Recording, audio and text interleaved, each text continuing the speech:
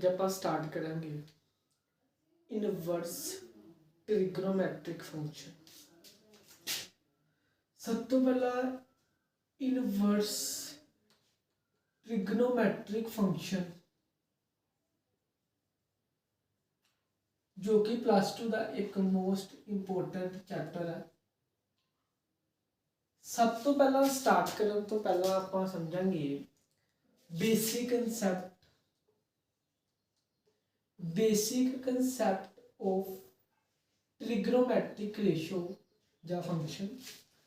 ਸਭ ਤੋਂ ਪਹਿਲਾਂ ਸਾਡੇ ਕੋਲ ਇੱਕ ਟੇਬਲ ਹੁੰਦਾ। ਟੇਬਲ ਦੇ ਵਿੱਚ ਕੀ ਹੁੰਦਾ?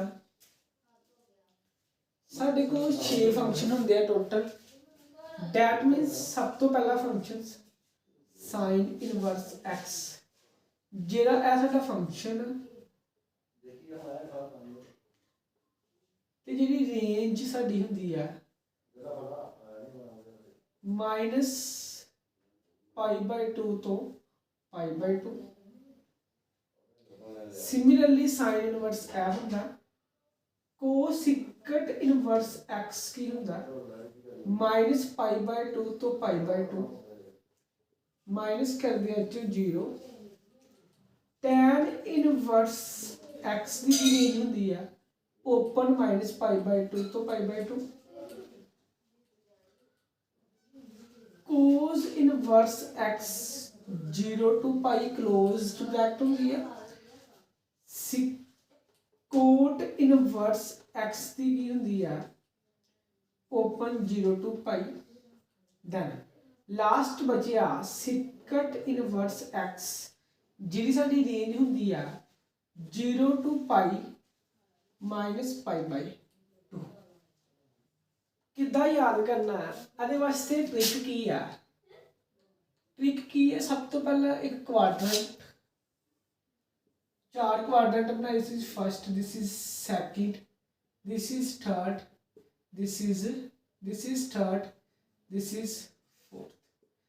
ਸਭ ਤੋਂ ਪਹਿਲਾਂ -π/2 ਤੋਂ π/2, 0 to π ਕਿਉਂ ਲਿਖਿਆ?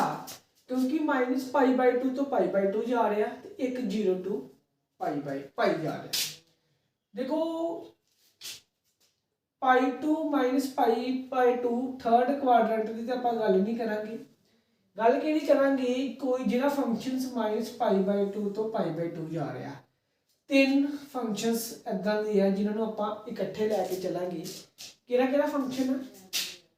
sin ਇਨਵਰਸ x, ਸਾइन ਦਾ ਉਲਟ ਰੱਖੋ ਕੋਸਿਕਟ ਇਨਵਰਸ x ਤੇ ਇੱਕ tan ਇਨਵਰਸ x।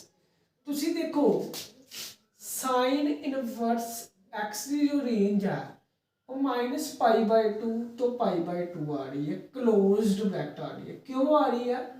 ਕਿਉਂਕਿ sin π/2 ਤੇ sin -π/2, sin फर्स्ट वाला -π/2, that means minus sin 90 equal to -1, sin π/2 that means sin 91, ਜੋ ਕਿ ਸਾਡੀ ਇੱਕ ਵੈਲਿਊ ਡਿਫਾਈਨਡ ਵੈਲਿਊ ਹੈ। ਕਿਹੜੀ ਵੈਲਿਊ ਹੈ? ਡਿਫਾਈਨਡ ਵੈਲਿਊ ਹੈ। ਇਸ ਕਰਕੇ ਜਿਹੜਾ ਸਾਈਨ ਆਇਆ, ਸਾਈਨ ਹਮੇਸ਼ਾ ਕਲੋਜ਼ਡ -π/2 ਤੋਂ π/2 ਲਵਾਂਗੇ। ਸਿਮਿਲਰਲੀ ਮੈਂ tan ਦੀ ਗੱਲ ਕਰਾਂ, फर्स्ट क्वाड्रेंट tan की गल करा, tan इनवर्स अदी रेंज होंगी है ओपन -π/2 तो π/2। देखो ओपन क्यों है? क्योंकि tan -π/2 ते tan π/2 जो आप सोल्व करांगे नॉट इनफिनिटी आता। इनफिनिटी मतलब नॉट डिफाइंड। इस करके जी टैन की वैल्यू है वो ओपन लेंदे आ -π/2 तो π/2। अदा आप याद रख सकते हैं। गल करा कोसिकट दी, कोसिकट दे विच की हुंदा? सेम ब्रैकेट -π/2 तो π/2 बट माइनस करदी है अदे विच 0, क्योंकि कोसिकट दा उल्ट 1/sin theta, theta he 0 लवांगे 1/sin 0, that means 1/0 that is not defined। पर जे sin π/2 देखांगे, sin -π/2 देखांगे, यह डिफाइंड है। इस करके आपां की लेंदे आ टैन इनवर्स भी क्लियर हो गया, साइन भी क्लियर हो गया, कोसेकंड इस करके की लिया क्लोज्ड -0 क्यों किया क्योंकि उल्ट करके देखते 0 नॉट डिफाइंड आंदा इस करके। डैट मीनस जो भी आपां इनू याद करना तीनों नू इकट्ठे रख के याद करांगे। दैन मैं सैकेंड दी गल करा कि सैकेंड वाले जो ट्रिग्नोमेट्रिक रेशो है किद्दां याद करने हैं। देखो सैकेंड की बचिया सिमिलरली पहला ग्राफ बनाया प्लॉट किया, this is first quadrant, second, this is third, this is fourth, -π/2 π/2 0 to π।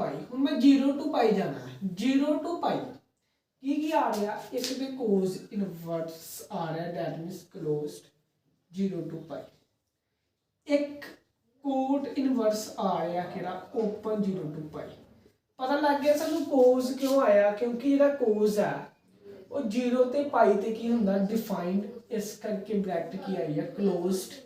ते ए की हुंदा नॉट डिफाइंड, इस करके ब्रैकेट की आई है साडी ओपन। किहड़ी ब्रैकेट आई है ओपन। जे मैं गल करा सिमिलरली एक जगह साडे को बचिया, साडे को इस तो बाद बचिया सिकंड इनवर्स x जिहड़ी रेंज आंदी है 0 to π -π/2। क्यों क्योंकि second root 1/cos 1/cos theta को थीटा 0 होए तां डिफाइंड है, पाई हुई तभी डिफाइंड है, पर π/2 वास्ते दैट मीन्स की हुंदा इनफिनिटी नॉट डिफाइंड, इस करके की किया -π/2। दैट मीन्स इदा अपने अपने फंक्शंस आप याद रख सकते हैं कि साइन इनवर्स की रेंज की हुंदी है cosecant, tan, cos, cot inverse, secant inverse x। That means at the first part दे विच बेसिक कंसैप्ट दे विच रेंज किद्दां याद रखनी होगी। दैन सैकेंड पार्ट दे विच आपां देखांगे क्वाड्रेंट विच किद्दां रेशो चेंज हुंदी है, किहड़े एंगल आ जिथे रेशो चेंज नहीं हुंदी। दैन अपना पूरा बेसिक कंसैप्ट क्लीयर करके दैन आपां थोड़े जे हायर लैवल पर चलांगे। Thank you.